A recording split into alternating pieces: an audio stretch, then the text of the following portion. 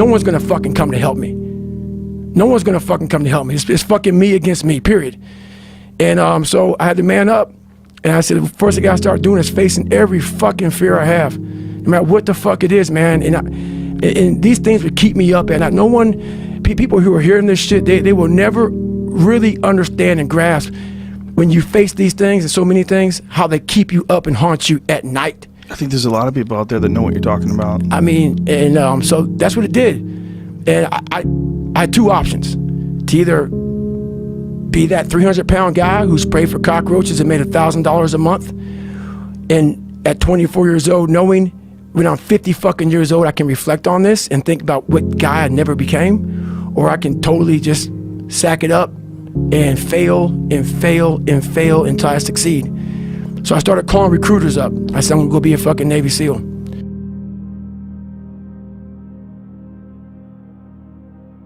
To get into the class I had to get into, I had to lose 106 pounds in less than 3 months. So I was like, fuck that, I can't do that. I grabbed my chocolate milkshake and went back to Ecolab. I'm going back to work, man. This is my life. And I sat there and I said, this is my life. I said, this is my life. You are exactly who the fuck, this is it. And I said, this ain't gonna be it for me. So in that restaurant, I quit my job and I started working out like somebody. I became the most obsessed person on the planet Earth. And I was basically, I had to invent a guy that didn't exist.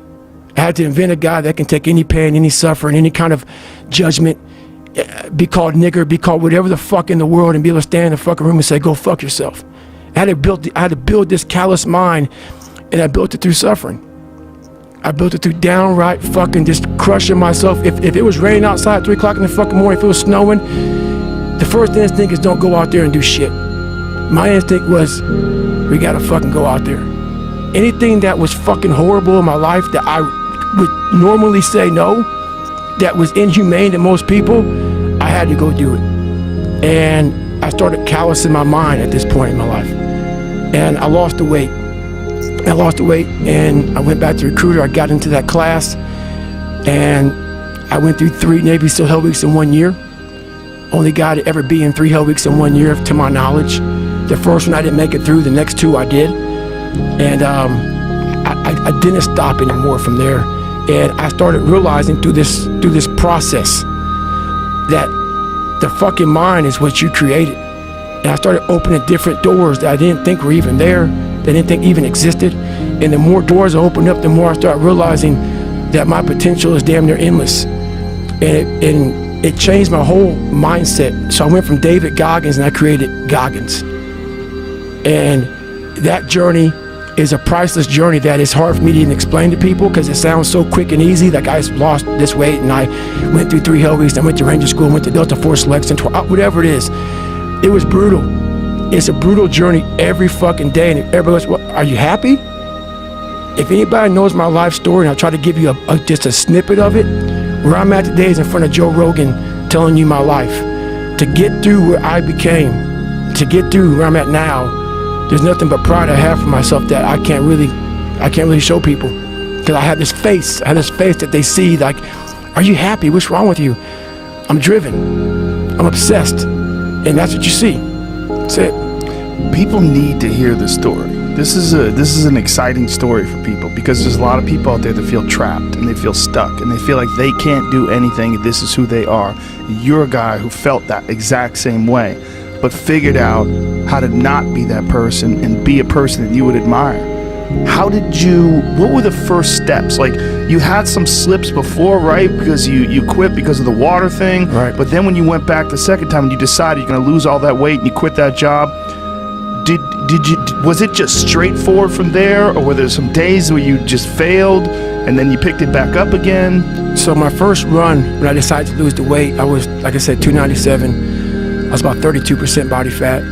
And my idea was to run 4 miles for my first run. I didn't know how bad it's gonna fucking hurt me. I used to run before I was fat and I was like, fuck it, I can do this. I ran a 1/4 mile and walked home.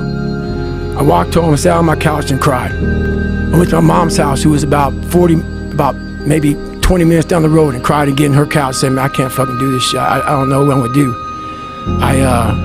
just got somebody pregnant. My life was just fucked. I was making $1,000 a month.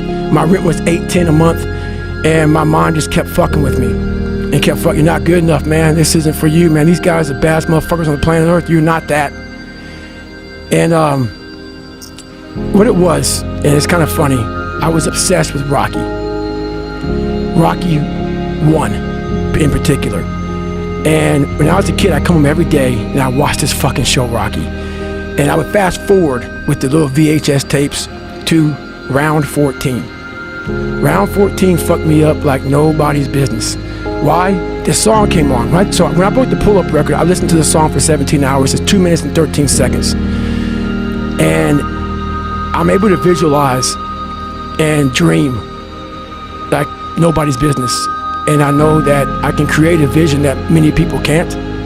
And I work for it. So the vision I had was when Apollo Creed beat the fucking shit out of Rocky, beat the shit out of him, he kept fighting. He was a dumb fighter, couldn't read, that was me. Couldn't read, couldn't write, just punchy, everything about him.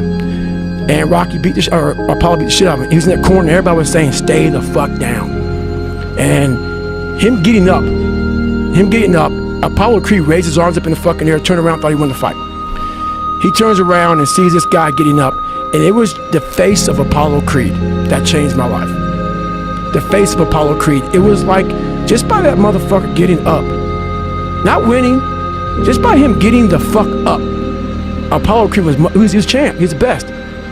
Rocky had taken his soul, had literally taken his soul. His head goes down, he looks at him like, what the fuck are you? I wanted to be that, not Rocky. I wanted to be the guy that people looked at. I don't care if you liked me or didn't like, I don't care. But said, this motherfucker is gonna keep coming after whatever the fuck is in front of him. I wanted that. I wanted that worse than anything in the world.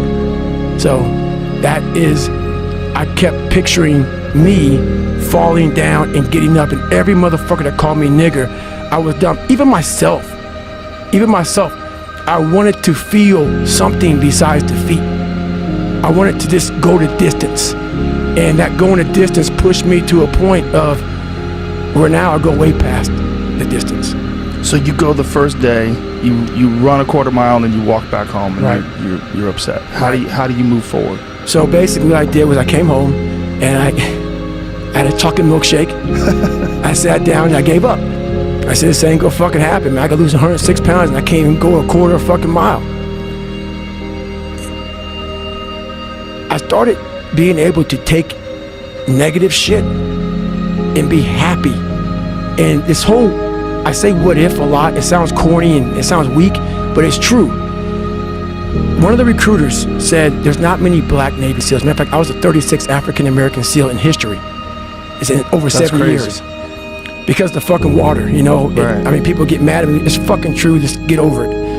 And so I was like, man, what story would it be if my fucking fat, dumb, lying to be friends with people, insecure ass can overcome this shit? And that what if mentality, like that dreamer mentality, just would always fuel me. It would just fuel me, man. What if I can be a SEAL, man? What if I can go from running a quarter of a fucking mile, now I run 205 miles. What if I can go, what if I can go, and what if, how would that feel if I'm graduating? Can I never get at the graduation thing I was talking about, 224, like the video I sat down and watched. This commanding officer stood up and he said to the graduation, guys who are graduating buds, like 18 of them, he said, we live in a society where mediocrity is often rewarded. And he went on to say something about these men detest mediocrity. And I wanted to be a man that detests mediocrity. It got me in a lot of trouble in the SEAL teams and going forward in my life, because I started looking down on people for not going hard as fucking shit. And I started to create different things, but that's for a different day. But I just believed that, my whole mind changed.